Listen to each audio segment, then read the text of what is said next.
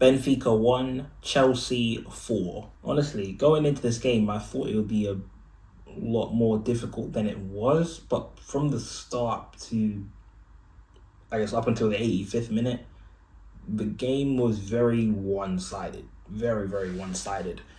It wasn't. Honestly, I was kind of questioning how.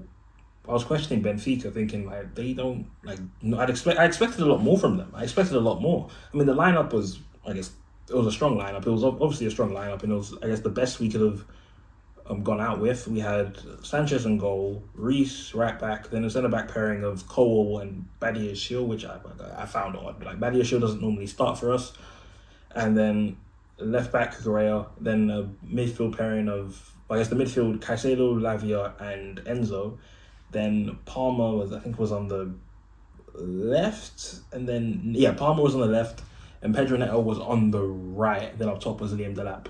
I thought it was odd to see Palmer on the left, but to be fair, it was the most lively he's looked in a while. Maybe not. I'm not saying that to due to him playing on the left because whether he's on the left, whether he's on the right, whether he plays in the middle, he should be able to play like that regardless. Like he shouldn't change your ability to uh, make a very good pass or take on a player like that, regardless. But he looked very lively. So, and to be fair, it helped. It helped. Like I don't think that him playing in the middle all of a sudden is going to make him play badly. No, like it was just interesting to see him on the left. Very interesting to see him on the left, and the chance creation was a lot better. A lot better. We were creating more clear cut opportunities. Normally, a lot of the times we don't often do that. We do create chances, but a lot of them aren't like clear cut, easy goal scoring opportunities, or not enough. We don't often score. We don't often create enough of those, and we don't. And then scoring was another. The scoring was another problem. It was another problem, and throughout that first half, I was annoyed. We had 3 or 4 clear cut opportunities, and we didn't bury them. The first one of Fukurea, I think that was unlucky because there was a man on the line, so that was going to be cleared. Then there was one where Kukurea had another one, but he hit and he took it and he went straight at the goalkeeper. I thought he should have gone for the corner, but it was too late at that point. And then there was another one that I can't remember the other one, but I think we had at least 3 opportunities to put the ball in the back of the net in the first half. And then the halftime whistle blew, and I was annoyed because I did not want us to bring Benfica back into the game, and I was worried that was going to happen. But the second half was exactly like the first one. Like Benfica didn't even register a shot, let alone a shot on target. Like they did not harm us at all. They were not a threat at any moment of the game. There was one moment, I think in the 50th minute or 52nd minute, where a cross went in and Sanchez was, I think he was off his line because I think he anticipated the cross going to someone, so he wanted to go out, charge and catch the ball. But it was going in the box and he had to catch it, and it nearly went over the line, and I was furious. Like I was furious because like stuff like that. Because if we conceded a goal like that, because you know how like our goalkeepers can be, I was like, all right, thank goodness that like Sanchez's handling isn't like as bad as his distribution. Because if it was, it would be a long day. It'd be a very long day. Then 10 minutes later, we win a free kick.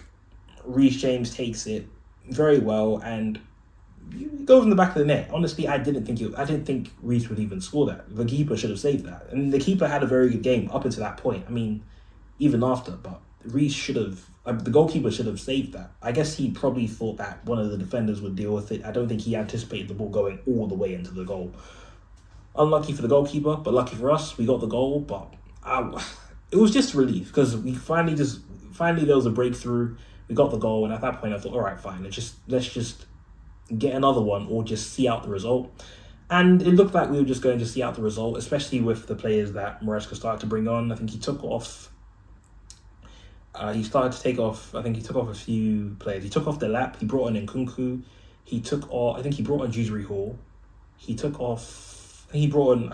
I think he brought on a Sugo. I don't think he brought on a Sugo. No, he didn't. But he brought on Tossin. He brought on. My mind's going blank. Like I forgot who else he brought on, but he started to make a few defensive substitutions, and it looked as if, and we were just 5 minutes away, and then the game gets called off or the game suspended for a while because of the weather. And at this point, at this point I thought I might as well just fall asleep because look, the game will come back on. There'll be 5 minutes left. It'll finish 1-0, and then I'll do a review about how stale the game was. But no, like the game went from stale to dramatic immediately. When we came back, on, it was, and of course it was going to be that way because for Benfica they had so much time. Like you could have interviewed the amount of time that break took. You could have interviewed every single person in the squad from both squads and still have enough time for a break. That's how long the break was. And as soon as we got back on the pitch, we looked awful. We looked all over the place. At that point, I think we all just at that point thought, all right, let's just go home. I think that's where the players were at mentally. Oh yes, of course, and we brought on Gusto. Yes, I remember because Gusto gave away a penalty. Like whenever the ball got to him, it would either bounce off him, he would make a bad pass, or he'd just give it away. And then there was a foul. I can't remember if it was a foul or not, but the cross goes into the box. And then it goes off Gusto's arm. The player tries to header it near another player in the box, but Gusto doesn't see the ball. He's not looking at the ball, but it goes off his hand. And at that point, as soon as the referee went to VAR, like I knew it was a penalty before. Like the players were even like running around and raising their hands and screaming at the ref. I knew it was a penalty, and as soon as he ran to the screen, I knew it was going to be a penalty. And he gives the penalty. Di Maria converts it down the middle. And at that point, I was worried because I thought now this game looks like the game looked like it was going to go to penalties. And at that point, it's kind of like a toss of a coin. You know, just hope you have some luck. And luckily, it didn't. You know, the second half of extra time, we were on it. We win the ball in midfield, and Palmer, he's on the run, passes it to Caicedo, he takes a shot. To be fair, the goalkeeper should have done a better job handling the ball. But it goes through the goalkeeper's legs, but it deflects off the goalkeeper, and it goes to Nkunku, but a defender gets there.